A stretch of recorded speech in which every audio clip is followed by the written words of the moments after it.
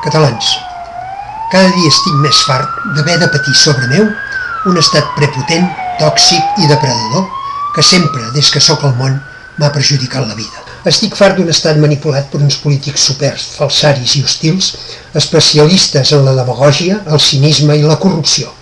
Estic fart d'una justícia de martingala i d'un rei que...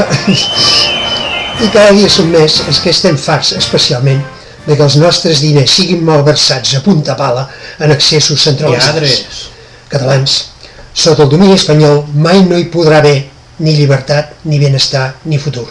I per tant, el govern de la Generalitat i la majoria parlamentària, responsables de solucionar la crisi i crear esperança, han de decidir què han de fer i fer-ho, a preguntar què volem que facin.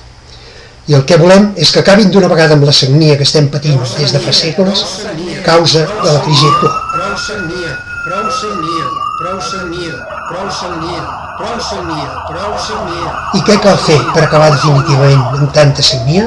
Primer, recaptar tots els impostos abans de la propera espoliació espanyola, o sigui, abans del maig vinent. Seguidament, amb els 17 o 22.000 milions d'euros no espoliats per Madrid ni el 2012 ni cap altre any més, sortir de la crisi actual i evitar-ne de futures.